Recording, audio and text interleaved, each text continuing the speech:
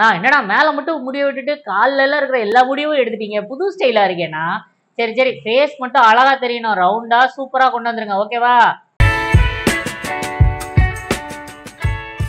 வணக்கம் நண்பர்களே. இவங்க பேரு தான் ஃபிடோ. இவங்க வந்து ஒரு ஷிட்ஸு. ஆக்சுவலா பார்த்தீங்கன்னா, இவங்க நம்ம சிவகாசிக்கு க்ரூமிங்க்கு கூட்டிட்டு வந்திருந்தாங்க. பட் இந்த டைம் வந்து விருதுநகருக்கு கூட்டிட்டு வந்திருக்காங்க. ஆக்சுவலா இவங்க சாத்தூர் பக்கத்துல இருந்து வர்றாங்க. ஸோ அவங்க பெட் பேரண்ட்ஸ்க்கு வந்து விருதுநகர் ரொம்ப பக்கமா தெரிஞ்சதுனால விருதுநகருக்கே கூட்டிட்டு வந்துட்டாங்க. இவங்கள பார்த்தீங்கன்னா நாட்ஸ் கொஞ்சம் ஹெவியா தான் இருந்தது.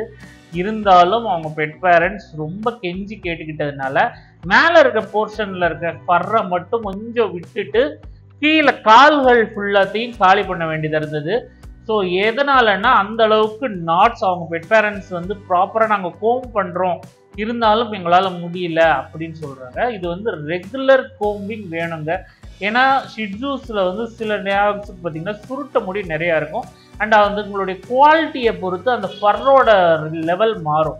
ஸோ இவங்களுக்கு பார்த்தீங்கன்னா குவாலிட்டி வந்து கொஞ்சம் கம்மி தான். ஸோ அதுவும் இல்லாமல் அந்த சுருட்ட முடியும் கொஞ்சம் நிறையாவே இருக்குது.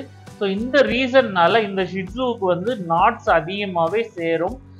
நீங்கள் வந்து ஷோ குவாலிட்டின்னு போகும்போது அந்த குவாலிட்டிக்கு ஏற்றபடி அதில் வந்து ஃபர் வந்து கொஞ்சம் நல்லாவே இருக்கும், அதிகமாக நாட்ஸ் சேராது.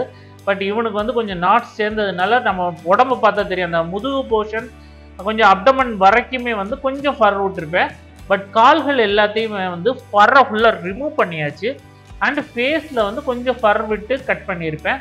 இவங்களுக்கு வந்து இவங்க பெட் பேரண்ட்ஸ் வந்து நாங்கள் வீட்டிலேயே குளிப்பாட்டிக்கிறோம் அப்படின்னு சொல்லி கேட்டுக்கிட்டாங்க. அதனால் வந்து நாங்கள் ஃபர் மட்டும்தான் கட் பண்ணி விட்டோமே ஒழிய பாத்திங் பண்ணலை.